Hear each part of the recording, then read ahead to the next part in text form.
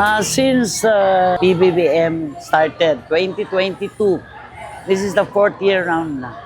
We have 3 stalls. We have the Lugaw or Scaldo, Goto, and Lomi.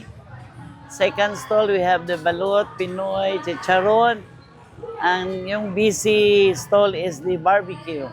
Para maraming selection yung mga pumapasyal. Mayroon silang magustuhan ng mga pagkain. Yeah, actually, yung manpower namin, nakakatulong kami. Kasi kahit pa paano, meron silang kikitay, may pang-Christmas.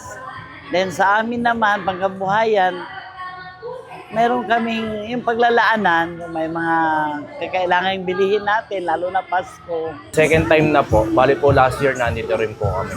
Malaking tulong rin po sa amin po kasi marami rin pong kami na gastusin sa pang-araw-araw, syempre po, di ba?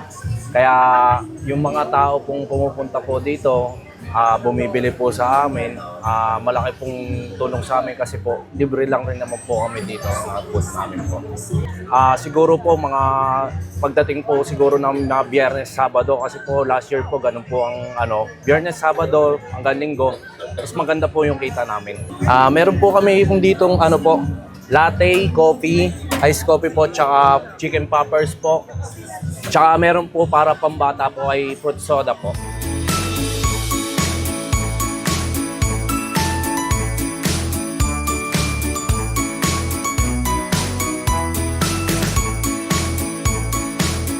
First time po namin pumunta dito.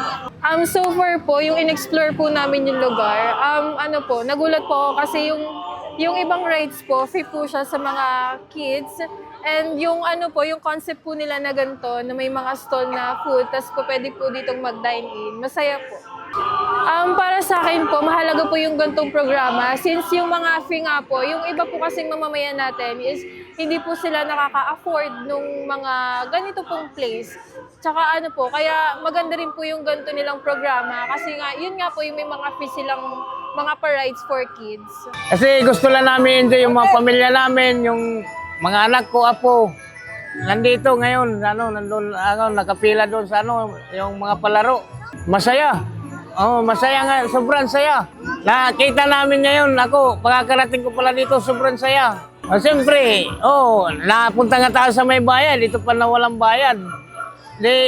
Dito na lang tayo para ma-enjoy ng mga anak natin, yung mga apo. Maraming salamat, Bongbong Marcos, yung ginawa mo dito, yung pagpapa-enjoy sa mga anak namin, mga apo.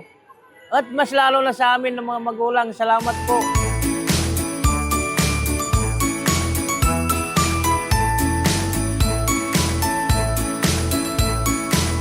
Maraming salamat po sa bumubuo po ng event na ito. At nakapasok din po kami dito. Sana po magtuloy-tuloy po ang programa na to. Maraming salamat po. I'd like to thank our President PBBM for giving us the opportunity na mag-vendor dito during this time of Christmas. Wish you the Merry Christmas and Happy New Year and wish for peace and unity of our country. Punta na kayo dito kasi marami kayong po pwedeng i-explore.